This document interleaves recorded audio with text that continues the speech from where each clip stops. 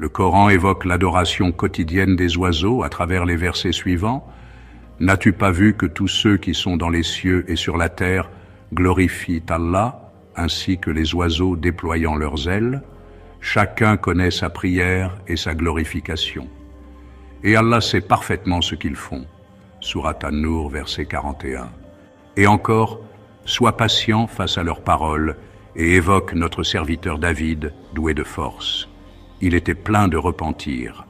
Nous soumîmes les montagnes à glorifier Allah avec lui, au coucher du soleil et à l'aube, ainsi que les oiseaux rassemblés autour de lui, tous revenant sans cesse vers lui. » Sourate Sad 18-19.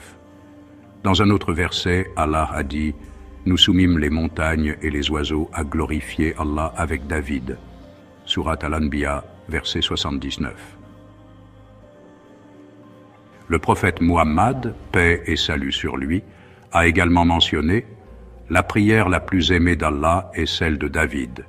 Il dormait la moitié de la nuit, priait un tiers, puis se reposait un sixième. Il jeûnait un jour et rompait le lendemain. » Rapporté par Bukhari.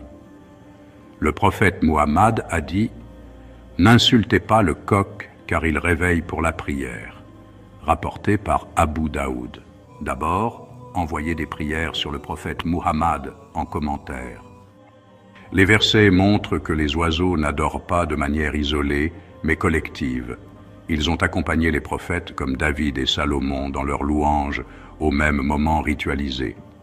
David observait les 5 prières, la prière nocturne, Tahajjud, implorait le pardon à l'aube et pratiquait la prière de l'aurore, Duha.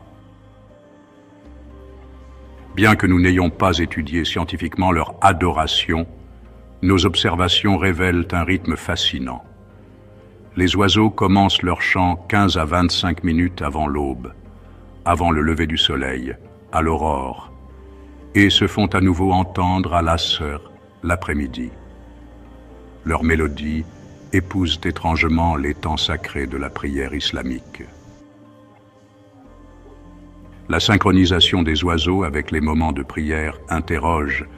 S'agit-il d'un simple instinct ou d'une forme de soumission innée à l'ordre divin, comme le suggère le Coran? Leur chant, à la frontière entre le naturel et le spirituel, rappelle que toute la création est en perpétuelle glorification. Les oiseaux, par leur constance, nous enseignent une leçon de discipline et d'humilité.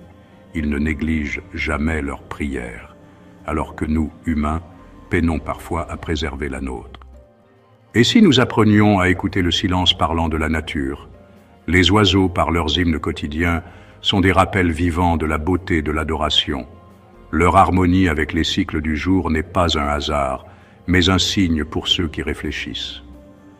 Peut-être devrions-nous, nous aussi, aligner nos cœurs sur ce rythme sacré où chaque instant devient une occasion de gratitude et de connexion.